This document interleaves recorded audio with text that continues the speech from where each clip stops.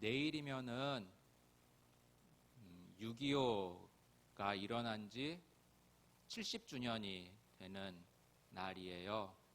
어느덧 이렇게 한국 전쟁이 일어난 지도 70년의 시간이 흘렀습니다. 지난 주일이죠. 14일 주일날 이 인도와 중국의 이 국경 지역에서 이 국경을 수비하는 군인들 간의 난투극이 있었습니다. 무려 한 6시간 동안 몇백 명이 함께 싸웠다고 해요. 이 난투극으로 인해서 그냥 뉴스에 보도된 것으로는 그 인도의 대령 1명을 비롯하여 20명이 생명을 잃었고 75명이 크게 다쳤다라고 합니다. 그리고 또 중국 측의 피해도 있었겠지요. 그들 모두 그 두 나라는 모두 핵무기가 있는 나라입니다. 그렇기 때문에 자칫 잘못하면은 두 나라 사이에 엄청난 전쟁이 일어날 수도 있기에 이 국경을 접하는 이 두 나라 사이에서는 이 실탄을 지급하지 않고 오히려 격투기나 아니면 투석으로 서로들 이렇게 대한다고 합니다. 그런데 안타깝게도 그러한 그 난투극으로 인해서 많은 젊은 청년들 그리고 또 나이 가족이 있는 또한 그런 분도 생명을 잃었어요. 여러분, 이 스핑크스라는 이집트의 이 상상 속의 존재를 아마 들어보셨을 것입니다. 이 스핑크스는 피라밋을 지키는 그러한 상상 속의 존재라고도 하기도 하고 여러 가지 존재하는 그런 목적이 있는 그러한 존재인데요. 그런데 이제는 스핑크스는 무엇을 하냐면은 이렇게 질문을 해서 그 질문을 마치지 못하면은 그 자리에서 그 사람을 처형하거나 이렇게 하는 그러한 역할을 수행했던 것이 바로 이 스핑크스입니다. 그런데 이 많은 이제 스핑크스가 하는 질문들이 이렇게 기록이 되어 있는데 그 중에 하나가 있는데 한번 보여주시겠습니까? 한번 읽어볼게요. 나는 존재하지 않았고 늘 존재할 것이며 그 누구도 나를 보지 못하나 숨쉬고 사는 모든 것들이 나를 믿고 있다 입니다. 이거는 퀴즈예요. 그럼 이것이 무엇일까라는 게 이 질문입니다. 여러분들 이거의 답이 무엇일 것 같아요?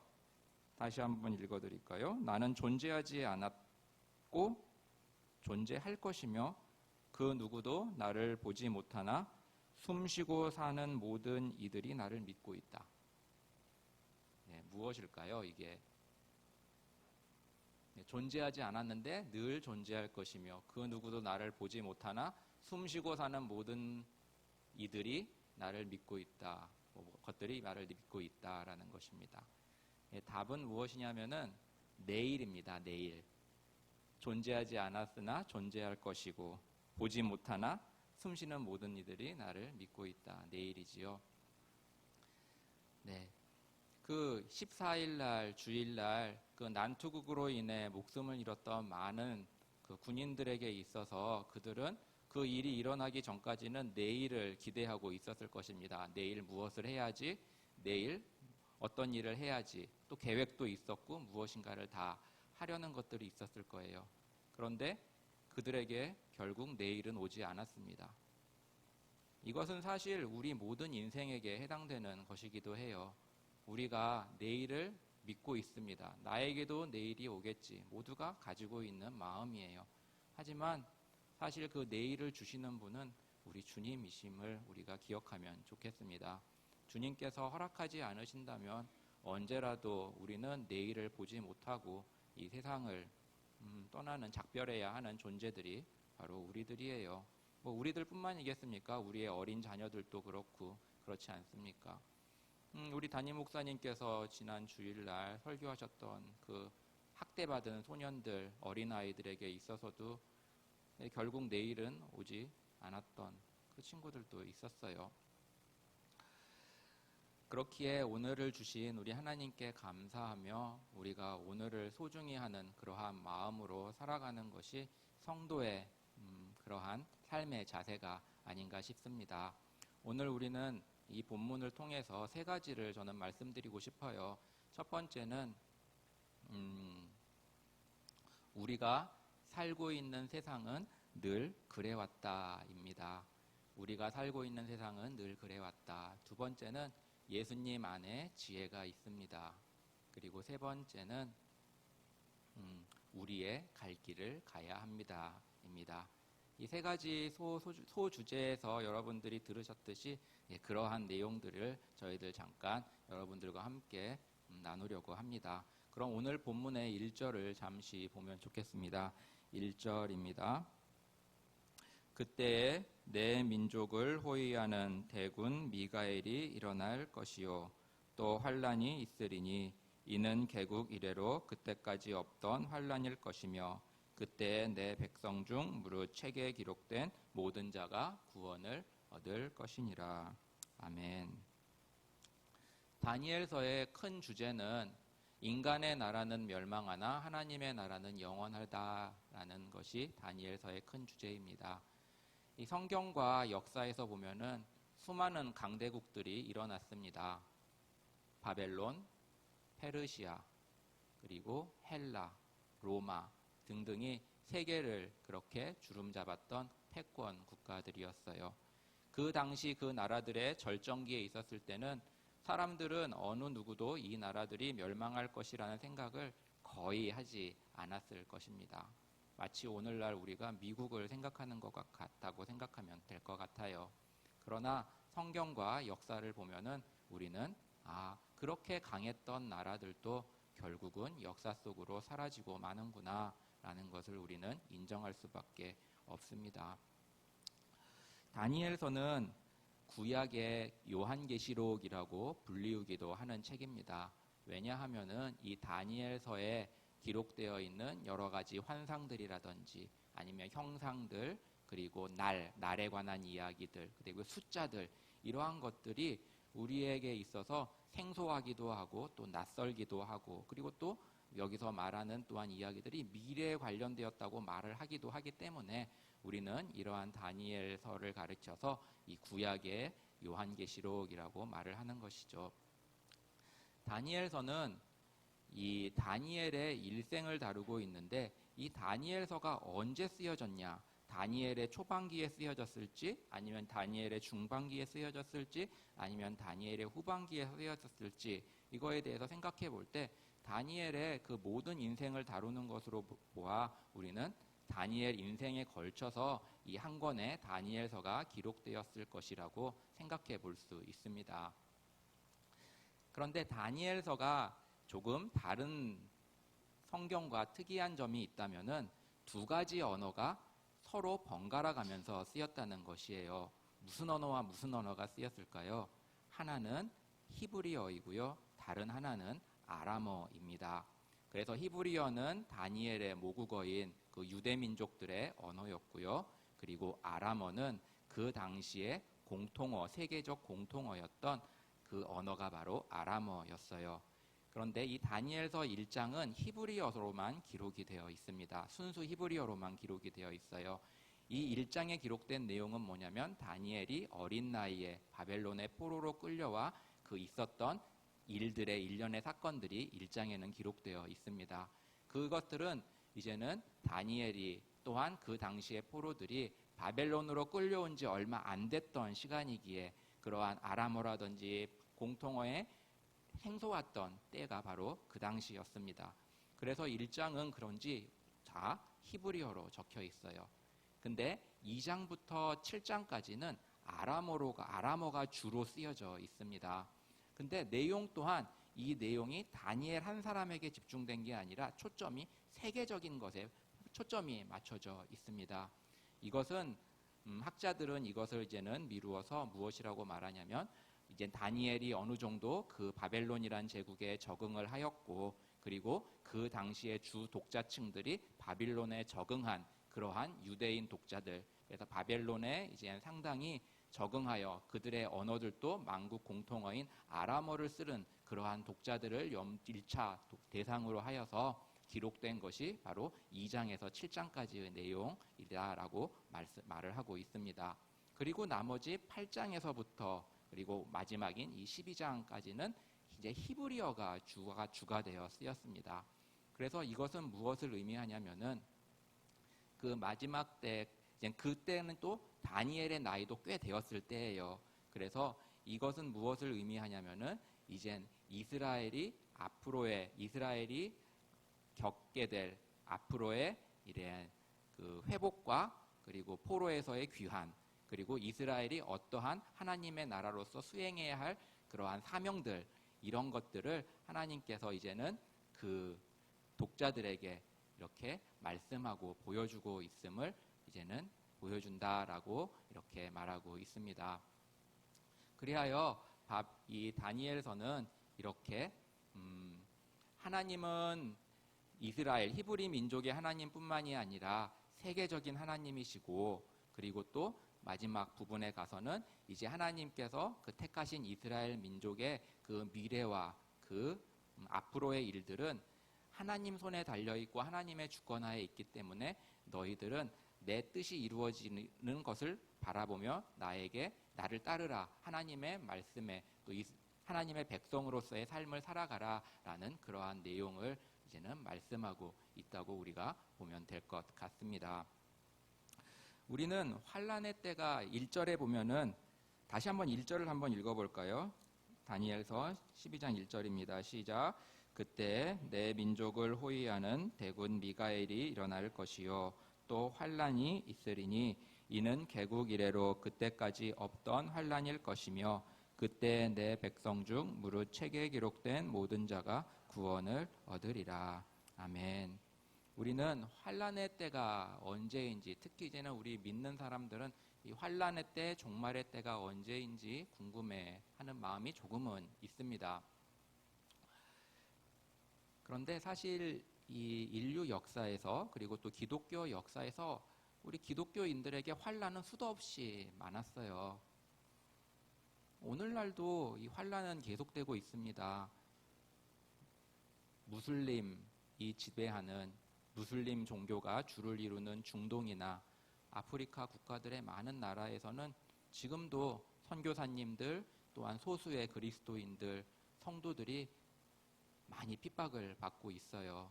그리고 또 가깝게는 우리 위쪽에 북한이라든지 공산국가에 있는 그리스도인들도 많은 핍박을 받고 있는 게 현실입니다. 그렇게 보면은 참 우리는 오늘날 우리가 지금 이 우한 폐렴이라고 시작된 이 바이러스 때문에 지금 우리 기독교가 많은 이 사회의 핍박의 대상이 되어 있지요. 그래서 사실 언론이라든지 사회라든지 아니면 기업이라든지 국가라든지 가정에서 기독교인들이, 예수님을 믿는 사람들이 이게 보이거나 보이지 않는 그런 암암리의 핍박을 받고 있는 게 사실 현실이긴 합니다. 그래서 언론도 기독교 때리기라고 하죠. 그리고 또 가정에서도 믿지 않는 가족들이 반대를 하거나, 직장에서도 절대 교회 가지 말아라 라고 이렇게 강압하는 그러한 뉘앙스로 한다거나, 오늘날에도 이런 핍박이 우리나라에 있지만 사실 이것은 생명을 내어놓고 예수님을 믿는 중동에 있는 국가들이라든지 아니면 공산국가에 있는 핍박에 비하면 살짝은 부족한 그러한 핍박일 수도 있어요. 하지만 이러한 핍박은 말씀드렸듯이 기독교 역사에 있어서 모든 믿는 사람들에게 끊임없이 있어 왔던 것이라는 우리가 기억하면 좋겠습니다. 그래서 요한복음에서 요한복음 15장 18절에서 예수님께서는 이렇게 말씀하셨어요. 세상이 너희를 미워하면 너희보다 먼저 나를 미워한 줄 알라. 세상이 너희를 미워하는 것은 나 예수님을 미워하기 때문에 너희를 미워하는 거야 라고 예수님께서 2000년 전에도 우리에게 말씀을 하셨습니다. 이어서 19절에는 또 이렇게 예수님께서 말씀하셨어요. 너희가 세상에 속하였으면 세상이 자기의 것을 사랑할 터이나 너희는 세상에 속한 자가 아니요 도리어 세상에서 나의 택함을 입은 자인 고로 세상이 너희를 미워하느니라. 무슨 말씀일까요? 너희는 내 것이야. 그렇기 때문에 세상이 너희를 미워하는 거야 라고 우리 주님께서 말씀하고 있습니다. 이처럼 세상과 기독교, 예수님은 짝사랑한 적이, 그러니까 서로 사랑한 적이 한 번도 없었어요. 항상 적대적인 그러한 관계 속에 있어 왔음을 우리가 기억하면 좋겠습니다. 그래서 이 말씀을 기억한 요한 사도는 요한일서 3장 13절에서 이렇게 말했어요. 형제들아, 세상이 너를 미워하거든 이상히 여기지 말라. 세상이 기독교를 미워하는 걸 이상히 여기지 말래요. 왜냐하면 그게 당연한 것이기 때문이다 라고 말씀하고 있어요. 그래서 우리 가운데는 솔직히 마음이 있습니다. 이런 마음이요. 세상에서 핍박받지 않고 세상에서 좀 칭찬받고 세상에서 좀 잘 이렇게 살아나가면 좋겠다라는 이러한 마음들이 우리 마음에는 조금씩은 다 있습니다. 그러나 우리 주님께서는 2000년 전에부터 우리에게 말씀하셨어요. 세상은 나를 미워해. 그렇기 때문에 내 것인, 그러니까 그리스도의 것인 너희들도 미워할 수밖에 없는 거야. 그리고 요한 사도도 그 말을 듣고 또한 그의 독자들에게 또 우리들에게 세상이 너희를 미워하는 거 이상한 일이 아니야. 당연한 거야 라고 우리에게 말씀하고 있어요. 그렇기 때문에 우리의 마음 안에 조금이라도 세상에서 좀 잘, 세상의 칭찬을 받고 세상과 좀 조화롭게 살아야지 하는 마음이 있다면은 조금씩 내려놓는 연습을 우리는 계속 해야 나가야 될 것입니다. 그래야지 우리가 지금 이러한 작은 바이러스 때문이라도 우리는 이러한 환경을 큰 핍박으로 여겨지는데 이보다 더 큰 것이 오면 우리는 어떡하겠어요? 아무도 모릅니다. 이보다 더 큰 무언가가 또 우리의 미래에 기다리고 있을지 이건 아무도 장담하지 못해요. 그런데 이러한 작은 것에 무너질다면은 더 큰 것에 가서는 우리가 어떻겠어요? 지금 이 자리에 나오신 우리 성도님들 또한 이렇게 주일 예배에 함께하면서 주님을 찬양하며 이렇게 예배의 자리로 이렇게 함께하는 우리 성도님들 하나님께서 다 보고 계시고 알고 계시고 또 하나님께서 또한 선하게 또한은 갚아주시리라 믿고 확신합니다. 그러면서 또한 요한일서 2장 15절에서 요한 사도는 우리에게 이렇게 말씀하고 있어요. 이 세상이나 세상에 있는 것들을 사랑치 말라. 누구든지 세상을 사랑하면 아버지의 사랑이 그 속에 있지 아니하나니. 그렇습니다. 세상을 우리가 사랑한다는 것은 우리 안에 하나님의 사랑이 없음을 보여주는 열매라고 말할 수 있어요. 그렇기 때문에 우리 성경에서도 말하잖아요. 두 주인을 섬길 수 없다고요. 그렇습니다. 한쪽이 주인이면 한쪽은 내려놓고 버려놔야 되는 것입니다. 우리의 주인은 누구십니까? 네, 주님이십니다. 그렇기 때문에 우리는 세상과 짝할 수 없고 세상을 사랑할 수 없는 존재가 바로 우리임을 기억하며 살아가는 저와 여러분이 되기를 축원합니다. 우리는 하나님의 백성들은 환난으로부터의 면제가 아니라 환난으로부터의 구원임을 기억하면 좋겠어요. 우리 오늘 본문에 읽은 다니엘도 마찬가지입니다. 다니엘은 전쟁의 포로로 바벨론으로 끌려온 인물이에요. 다니엘은 주님을 잘 섬겼던 믿음의 사람이었습니다. 그런데 그가 그 환난으로부터 면제가 되었냐? 아니었어요. 환난을 당할 건 다 당했습니다. 그는 어쩌면 전쟁통에 부모를 잃었을 수도 있어요. 부모님이 전쟁통에 돌아가시는 것을 목격했을 수도 있습니다. 그는 홀로 그 어린 나이에 혼자 바벨론으로 그 동료들과 함께 끌려와서 그런 세월을 보내야 했던 인물이었음을 우리가 기억하면 좋겠습니다. 그렇게 마찬가지로 우리의 삶에 있어서도 믿는 사람은 그 신앙이 아무리 그 신앙의 그 연륜과 높고 지위에 따라 다름없이 따르는 것이 아니라 우리 믿는 사람에게는 환난은 있다. 그러나 그 환난으로부터 우리 믿는 사람은 하나님께서 구원하심을 우리가 꼭 믿는 우리들이 되면 좋겠습니다. 환난으로부터 우리가 면제되지 않았다고 해서 하나님은 없어, 그렇게 부인할 수 없는 거예요. 우리가 환난으로부터 면제받지 못했다고 해서 신앙을 버릴 거야 라고 해서도 안 된다라는 거예요. 제가 아는 한 분이 계셨습니다. 이 분에게 있어서는 한 자랑스러운 아들이 있었어요. 명문대생이었습니다. 그래서 이 명문대생을 둔 아들을 굉장히 자랑스러워하였던 어머님이 있었습니다. 그런데 안타깝게도 그 자녀가 군대에서 목숨을 잃었어요.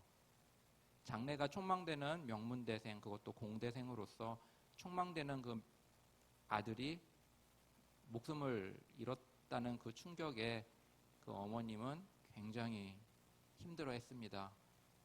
그리고 하나님을 원망하기 시작했고, 그리고 결국 교회를 떠났어요.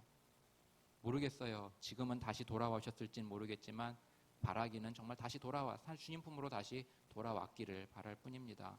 이처럼 환난이라는 것이 우리에게 있어서 가장 소중한 것을 잃었을 때라든지, 아니면은 정말 가장 소중히 여겨는 것들을 버려지는 그러한 환난일 수도 우리가 있는 것이죠. 그럴 때 우리는 어떠해야겠습니까? 그럼에도 불구하고 주님을 끝까지 의지하고 신뢰하는 우리의 삶이 되기를 축원합니다. 환난 때에는 두 가지 모습이 나타난다고 해요. 첫 번째로는 다니엘처럼, 또한 믿음의 선진들처럼 하나님을 끝까지 의지하고 붙드는 그러한 모습의 하나.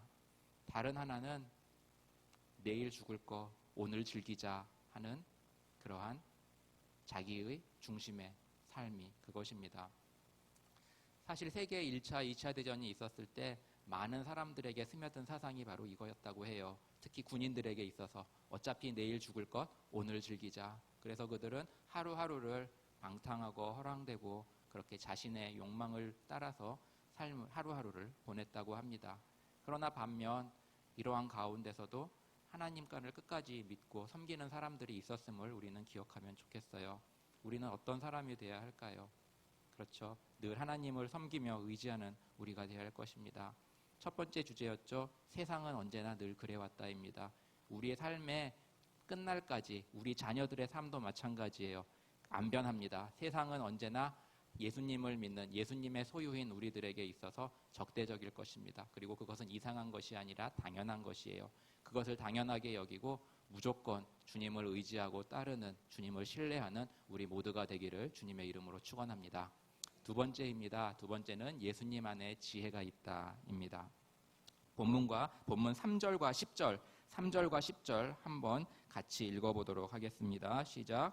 지혜 있는 자는 궁창의 빛과 같이 빛날 것이요 많은 사람을 옳은 대로 돌아오게 한 자는 별과 같이 영원토록 비추리라. 10절입니다. 많은 사람이 연단을 받아 스스로 정결케 하며 희게 할 것이나 악한 사람은 악을 행하리니 악한 자는 아무도 깨닫지 못하되 오직 지혜 있는 자는 깨달으리라. 아멘. 3절과 10절에서 공통적으로 나오는 단어가 있으니 눈치채셨죠? 지혜입니다.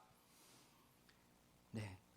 성경은 이 지혜에 대해서 많은 부분을 말씀하고 있어요. 특히 이 잠언과 시편에 보면은 우리가 잘 아는 말씀인 여호와를 경외하는 것이 지혜의 근본이다라고 말씀하고 있습니다. 성경에서 말하는 지혜는 그 근본, 그 바탕을 예수 그리스도에 두고 있음을 우리는 기억하면 좋겠습니다. 그래서 오늘 본문 3절에서도 보면은 지혜 있는 자는 이렇게 될 것이고 또 지혜 있는 자는 깨달을 것이다 라고 말하고 있습니다. 혹자들은 이단들에게서는 많이 일어나는 일인데요. 이 지혜로운 사람을 가르쳐서 무슨 성경의 비밀을 알아야지 지혜로운 사람이고 이러한 것을 알아야지만 지혜로운 사람이다라고 잘못 가르치는 경우가 있지만 이것은 성경이 말하는 것과는 거리가 멀어요. 성경에서 말하는 지혜는 예수 그리스도의 근본을 두고 있는, 토대를 두고 있는 그 사람이 바로 지혜로운 사람, 여호와를 경외하는 사람이 지혜로운 사람임을 반드시 기억하면 좋겠습니다. 그렇기 때문에 여기에 계시는 우리 성도님들은 우리 주님을 경외하는 분들이죠. 그러면 지혜로운 자들임을 성경은 말씀하고 있어요. 그리고 또 마태복음 7장 24절로 25절에서는 26절까지 말씀하면 예수님께서는 지혜로운 자에 대해서 다음과 같이 말하고 있습니다.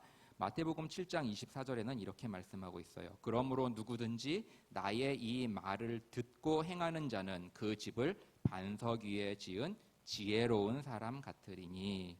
그리고 26절에 보면 나의 이 말을 듣고 행치 아니하는 자는 그 집을 모래 위에 지은 어리석은 사람 같으니. 지혜 있는 자와 어리석은 사람을 무엇으로 나누고 있죠?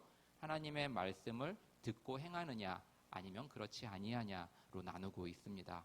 그리고 지혜로운 사람이 말씀을 듣고 행하는 자는 또 누구냐? 반석 위에, 반석 되시는 그리스도 위에 집을 세우는 사람이 지혜로운 사람이라고 말하고 있습니다. 그렇기 때문에 예수님을 따르고 예수님을 믿고 그리고 예수님의 그 말씀을 듣고 행하는 저와 여러분들 모든 하나님의 자녀들은 지혜로운 사람이에요.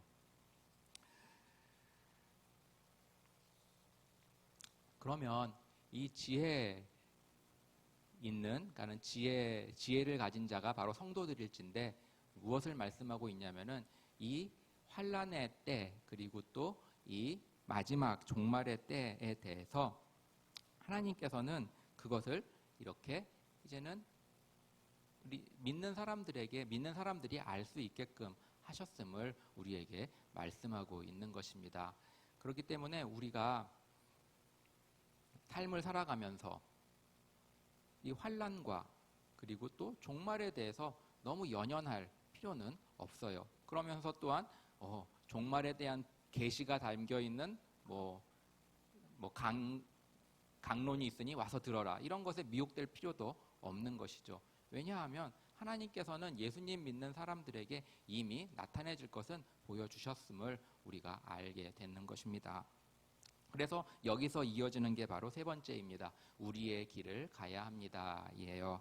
그러면 오늘 본문 6절과 8절을 한번 같이 읽어보겠습니다. 6절입니다. 시작. 그중 하나가 세마포 옷을 입은 자 곧 강물 위에 있는 자에게 이르되 이 기사의 끝이 어느 때까지이냐 하기로. 그 다음에 8절입니다. 내가 듣고도 깨닫지 못한지라 내가 가로되 주여 이 모든 일의 결국이 어떠하겠삼나이까. 아멘. 사실 종말은 언제나 인류 역사에 있어서 최대의 관심사 중에 하나였어요. 그래서 이 종말에 관한 이러한 영화들은 그래도 거의 흥행에 성공하는 편입니다. 왜냐하면 그만큼 사람들이 종말에 대한 관심이 있다라는 것이죠. 그래서 이 고대 이 마야 문명에 새겨진 그러한 기록, 그래서 2012년이 종말의 때라라는 그 마야 문명의 그러한 고대 유적의 발굴을 기반으로 그것을 기반으로 해서 2009년에 이 종말 영화가 하나 만들어진 게 있는데 그 제목이 2012였습니다. 아마 보신 분들도 계실 거예요. 뭐냐면은 이 세상이 물로 뒤덮일 것이다. 그래서 중국에서 큰 배를 이렇게 몰래 만들어서 거기에 이제는 사람들이 타고 이제는 그 종말을 피한다라는 그러한 이야기인데요. 사실 이와 같이 이 종말은 모든 인류에게 있어서 큰 관심사였습니다. 그래서 우리가 살아가는 동안에 여기 계신 분들도 한두 번은 몇 월 며칠 날 이 세상에 종말이 온다라는 그러한 루머는 한 번, 두 번쯤은 들어보셨을 거예요. 그래서 제가 초등학교 다닐 때도 1980 몇 년이었나요? 그때 휴거가 일어난다라는 그러한 어떤 선교회의 그러한 루머, 그리고 또 2000년 밀레니엄이 오기 전에도 이렇게 2000년이 되면은 세상이 절망할 것이다라는 루머, 그리고 또 앞으로도 끊임없이 있을 것입니다.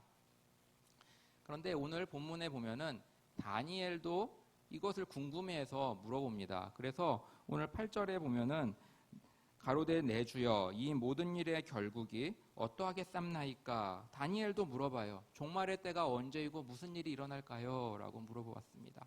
그런데 대답은 9절에 나옵니다. 9절 한번 같이 읽어볼까요? 시작. 그가 가로되 다니엘아 갈지어다. 대저 이 말은 마지막 때까지 간수하고 봉함할 것이니라. 13절도 한번 읽어볼까요? 시작. 너는 가서 마지막을 기다리라. 이는 내가 편안히 쉬다가 끝에는 내 업을 누릴 것임이니라. 아멘. 9절과 13절에는 우리말에는 잠깐 표현이 안 됐지만은 같은 단어가 사용되고 있습니다. 이것을 영어 성경에서 뭐라고 말하고 있냐면 Go your way. Go your way. 내 길을 가라 라는 거예요. 너의 길을 가라 라는 것입니다.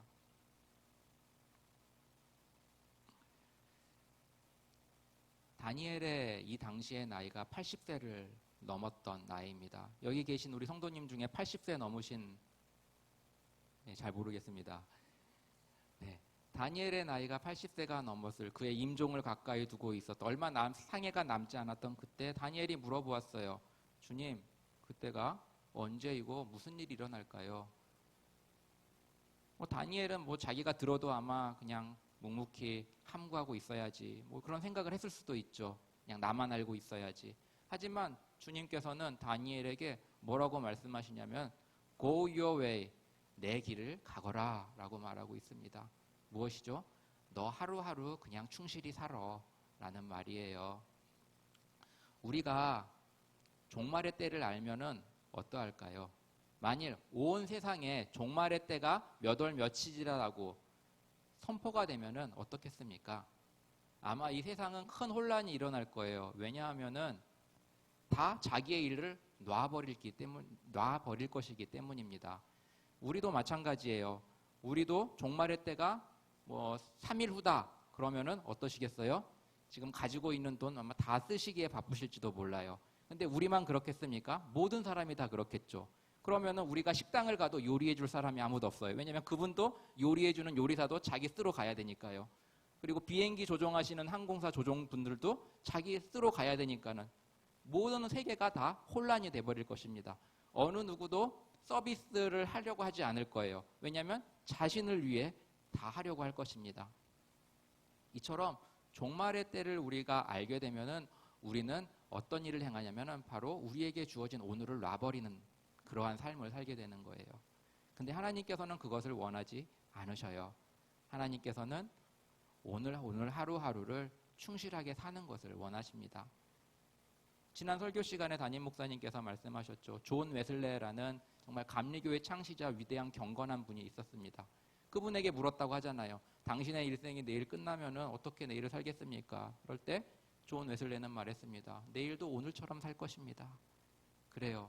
하나님께서 우리에게 원하시는 것은 Go your way. 너가 그리스도인으로서 나의 자녀로서 오늘 하루하루를 충실하게 살아라 라는 것입니다.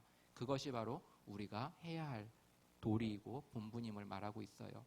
그러면서 우리에게 크신 대사명과 대계명을 주시지 않으셨나요? 하나님을 사랑하고 이웃을 사랑하고 땅끝까지 이르러 나의 증인으로서 증거자로서 살아라. 그런 것을 우리에게 주셨습니다. 그것을 우리는 받았고 그렇게 살아가야 할 사람들이 저와 여러분이라는 것을 기억하면 좋겠습니다. 네, 오늘 본문에 보면은 한때, 두때, 그리고 반때가 나옵니다. 그래서 이것을 이제는 해석을 해서 이 7년에 이 3년 반, 7년 환란 중에 3년 반이라고 해석을 하기도 합니다. 그리고 이것은 다니엘서만 이렇게 나온 것이 아니라 계시록에도 보면 나와요. 계시록 11장, 12장, 13장에 보면은 1260일, 42개월, 이게 다 3년 6개월이거든요. 그런데 이때 뭐라 그러냐면은 오늘 본문 7절에도 나오듯이 뭐냐면은 성도의 권세가 다 깨지기까지일 것이다 라고 말하고 있습니다. 이것은 뭐냐면은 성도들이 큰 환란을 받게 될 것임을 말씀하고 있어요.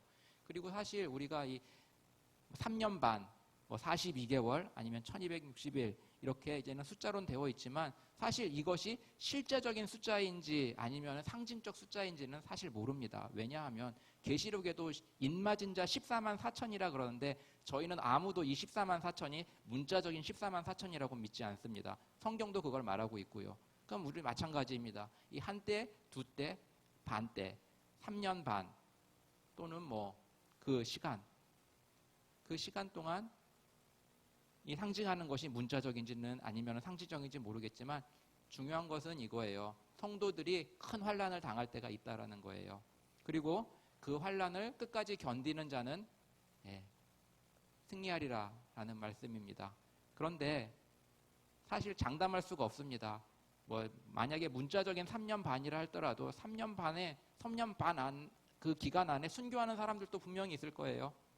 그 사람들이 저일 수도 있고요. 또 여러분들일 수도 있고 아무도 모릅니다. 그리고 또 3년 반, 그 문자적인 3년 반이라고 하면 그것을 끝까지 견뎌낼 수 있는 사람들도 있겠죠. 근데 여기서 말하는 것이 뭐냐면은 마지막 날 전에 일어날 이 기간이 무엇이냐면은 성도들에게 있어서 큰 환난이 될 것인데 그 환난을 끝까지 인내하고 견디라는 것입니다. 그리고 또 한 가지는 뭐냐면은 그 42개월, 1260일이 말하듯이 그 기간은 영원하지 않다라는 거예요. 그러니까 그 환난이 영원할 것 같이 힘들지 모르겠지만 그 기간 역시 하나님의 주권하에 있고 그 기간도 한정적이고 하나님의 때 안에 그것이 들어있다라는 것을 우리에게 말씀하고 있습니다. 한 어르신한테 들은 얘기예요. 그분이 초등학교 5학년 때 6.25를 겪었다고 합니다. 그런데 초등학교 5학년 때 그 길거리에 쓰러져 있는 수많은 시신들이 아직도 눈에 선하다 그래요. 굉장한 트라우마 아닙니까? 그렇게 처참하게 생명을 잃은 시신들. 그렇습니다. 월남전에 파병 갔다 온 한 분의 이야기인데요. 그분도 그 월남전에서 봤던 그 참혹한 것이 머릿속에 떠나질 않는다고 해요. 그래서 밤마다 되면 술로 그것을 지우려고 한다고 하십니다. 나이가 많이 드셨는데 술을 드시고 잊어버리고 싶어서. 그리고 또 이 아프간 전쟁이 있었을 때 수많은 미국의 병사들이 파병해 갔죠. 근데 거기서 제대를 한 사람들이 지금도 사회에 적응하지 못하고 트라우마 때문에 그 정신적 충격 때문에 힘들어한다고 해요. 이것이 우리 인간입니다. 그런데 그러한 큰 환난들이 성도에게 그 마지막 때에 있다라고 말씀하고 있어요. 그런데 감사한 건 뭐냐면은 그때는 한정적인 기간이다. 길지 않다. 영원하지 않다. 그리고 그 다음에는 무엇이냐면 멸류관과 천국이 있다라는 거예요. 그럼 그 모든 기억들이 다 없어지는 것입니다. 하늘나라에서 주님과 함께 영원한 그 즐거움과 기쁨과 복됨 속에서 살아가는 거예요. 모든 기억을 다 어두웠던, 슬펐던, 참혹했던 그 기억들이 다 없어지는 그러한 때가 성도들을 기다리고 있어요. 이 얼마나 복된 이 성도들에게 주어진 아름다운 결말입니까? 우리는 이러한 은혜를 받고 살아가는 사람들입니다. 그러한 은혜에 감사하며 하루하루를 살아가는 우리 성도님들이 되기를 축원합니다. 결론입니다. 우리가 살고 있는 세상은 늘 그래왔음을 기억하십시오. 그래서 언제나 주님만 의지하고 주님 붙잡고 신앙하는 우리의 삶이 됐으면 좋겠습니다. 예수님 안에 지혜가 있습니다. 그렇습니다. 우리가 예수님이라는 반석 위에 또 예수님의 말씀을 듣고 따르는 그러한 우리가 지혜로운 사람임을 기억하며 그런 우리가 복된 사람임을 기억하면 좋겠습니다. 그리고 마지막 우리의 길을 가야 합니다. Go your way. 오늘 하루하루 주어진 우리의 삶을 하나님의 말씀을 순종하며 하나님의 말씀을 따라 주님을 따르는 그러한 우리 모두가 되기를 주님의 이름으로 축원합니다. 아멘.